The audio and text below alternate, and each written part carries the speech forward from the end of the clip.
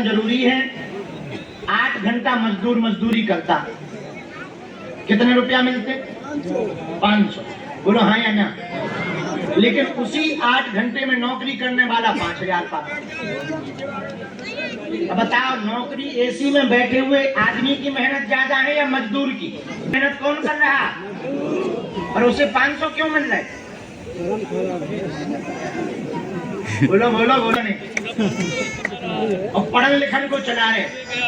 एक नेताजी ऐसे थे कि उनसे शपथ नहीं पढ़त बन रही थी और कलेक्टर सलूट मार रहे थे।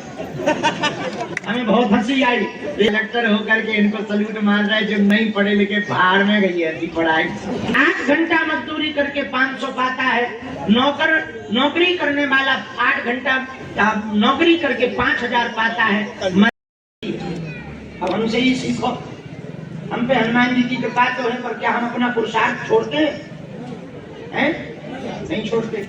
कल पूरे दिन व्रत रहे, रात भर हवन किया, सुबह 3 घंटा लुढ़के और फिर बैठे। हनुमान जी की कृपा हो जाने के बावजूद भी यदि पुरुषार्थ नहीं करेंगे, भजन नहीं करेंगे, तो लोगों का भला नहीं होगा। भगवान तभी भला करते हैं जब हम देखो 50% भाग काम करता है और 50% मेहनत काम करती है। केवल भाग्य के भरोसे रहोगे तो हलवा नहीं पाओगे, और केवल तुम मेहनत के भरोसे रहोगे तब भी हलवा नहीं पाओगे। पूछो कैसे? हमसे पूछो कैसे?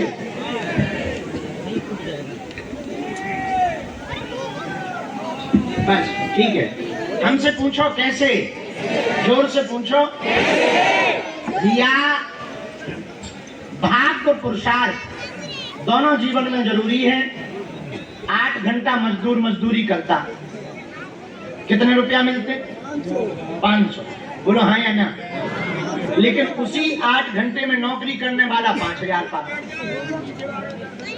अब बताओ, नौकरी एसी में बैठे हुए आदमी की मेहनत ज्यादा है या मजदूर की? सबसे ज्यादा मेहनत कौन कर रहा और उसे 500 क्यों मिल रहा है? बोलो बोलो बोलो नहीं। और पढ़न लिखन को चला रहे। एक नेताजी ऐसे थे कि उनसे शपथ नहीं पढ़त बन रही थी और कलेक्टर सलूट मार रहे थे। हमें बहुत हंसी आई। एक अधिकारी हमारे बगल में बैठे थे, बोले आप हंस क्यों रहे? हम कहीं बताओ, ये कलेक्टर होकर के इनको सलूट मार रहा है जो नहीं पढ़े लिखे भाड़ में गई ऐसी पढ़ाई। लेकिन बताओ इसके पीछे कारण क्या है? भाग। मजदूर 8 घंटा मजदूरी करके 500 पाता है। नौकरी करने वाला 8 घंटा नौकरी करके 5000 पाता है। मतलब उसने मेहनत भी की और उसका भाग्य भी है, दोनों जुड़ गए तो 8 घंटा के 5000 मिल रहे। और ये आदमी केवल मेहनत कर रहा है, इसलिए इसको 500 मिल रहे। अब आप बात समझ गए हमारी? अपना भाग्य कौन कौन बदलना चाहेगा? पक्का? जोर से बोलो। पक्का? हाथ नीचे कर लो। हमारी बात मानोगे? भाग्य का परिवर्तन करना चाहते हो तो परम भाग्यशाली हनुमान जी के चरण पकड़ लो। किसके चरण पकड़ लो? बालाजी के चरण पकड़ लो। किसके चरण पकड़ो? बागेश्वर बालाजी के। उन्होंने लाखों लोगों की बिगड़ी बनाई। कल ही हमने एक बात बताई थी, आज फिर हम बता रहे। कल एक आदमी बहुत से मिठाई को पैकेट लेके आओ और चांदी को सिक्का लेके आओ। हम ऊपर पूजा करने जा रहे थे, हमने भी डब्बा लाए, वो सबको बांट रहे तो उन्हें एक बोरी मिठाई के डब्बा हमें लाए।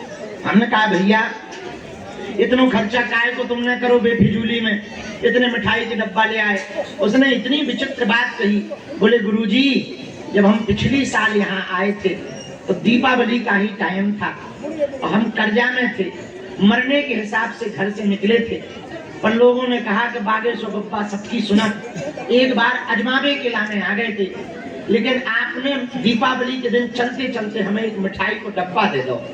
हमारे पास भोजन के लिए भी रुपया नहीं थे। हम फिर काम करने के लिए बाहर गए, हमारी विदेश में नौकरी लग गई।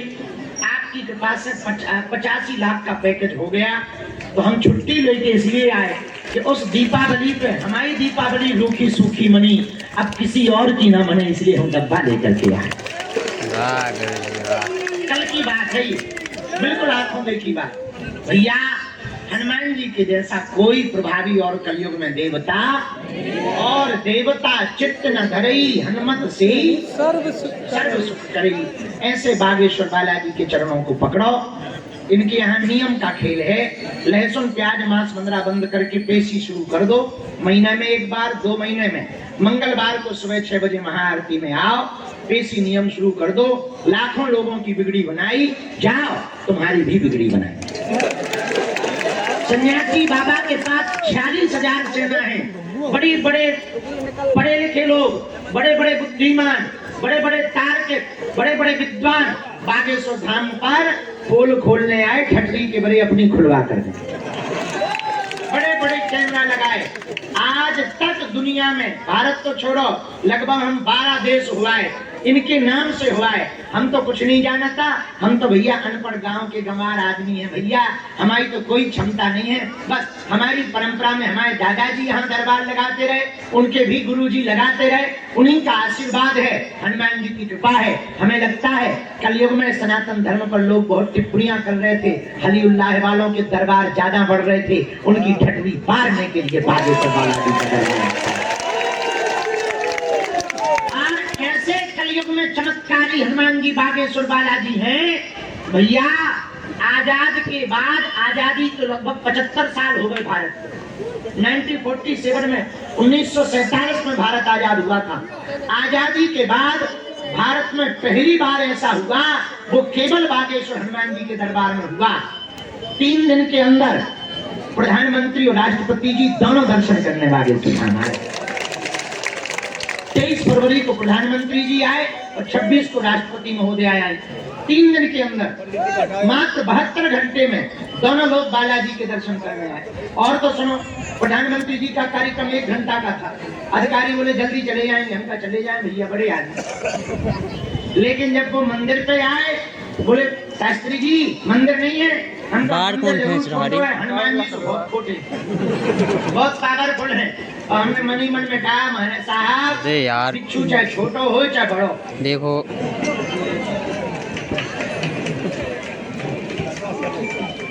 तो मंदिर नहीं है बड़ो। अच्छा मंदिर क्यों नहीं है बड़ो? हमारे पास भैया जो भी चढ़ोतरी आई कथा से, हमने मंदिर नहीं बनवाया।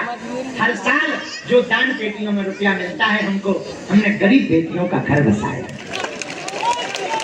अब तक तुम्हें खुशी होगी, अब तक हम 1375 धर्म पिता बेटियों के धर्म पिता बन गए। और इस साल फिर से तुम लोग आना, उन बेटियों के जिनके माता पिता कोई नहीं है। इस साल फिर से 300 बेटियों का घर बसवा है 15 फरवरी को। और कथा से हमें जो मिलता, अभी हम जहाँ जहाँ गए, जो जो मिलता जो सीमेंट सरिया खरीद कर, अब भव्य अस्पताल बन रहा है। 2027 के अंत तक उसका उद्घाटन किया जाएगा। हम मंदिर बनाकर नहीं, अस्पताल बनाकर मरना चाहते। हम चाहते कोई हमारे सनातन पर उंगली ना उठाए, संतों पे उंगली ना उठाए।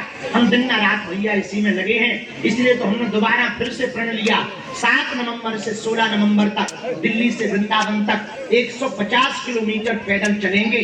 दिल्ली से वृंदावन तक 3 प्रदेशों में जाएंगे, दिल्ली, हरियाणा, उत्तर प्रदेश। 9 दिनों में चलेंगे, 9 रातों में रुकेंगे। जहां रात हो जाएगी वहीं रुकेंगे। 1 लाख लोगों के साथ रथ यात्रा करेंगे। कौन कौन चल रहा वृंदावन? हाथ उठाओ। हिंदू राष्ट्र बनाने के लिए चलोगे? पक्का? पक्का? अच्छा बताओ, भारत हिंदू राष्ट्र होना चाहिए? दीपावली पे ध्यान दे, तागी के लगे, समझ जाओ, हम नाम नहीं ले सकते हैं। टोपी वाले, अरे मैच की टोपी वाले, गलत ना समझना। तो कुछ लोग ज्ञान देते हैं पटाखे नहीं जलाने चाहिए, हमने तो कहा पूरी बोरी पूरी। आओ देखो, तुम छेड़ोगे हम छोड़ेंगे नहीं, चाहे जो हो जाए। तो हिंदुओं की एकता के लिए भारत को हिंदू राष्ट्र बनाने के लिए हम पदयात्रा में जा रहे हैं। हमारी जिंदगी की भैया दूसरी पदयात्रा है। हमारे आगे पीछे तो और कोई है नहीं है। हम ही को दिन में रात मेहनत करनी पड़ती है। बालाजी के अलावा कोई है नहीं और तुम लोगों के अलावा। एक वचन हम देना चाह रहे तुम्हें, पूछो क्या? तुम धैर्य भर रखना, इनके घर देर है, अंधेर नहीं।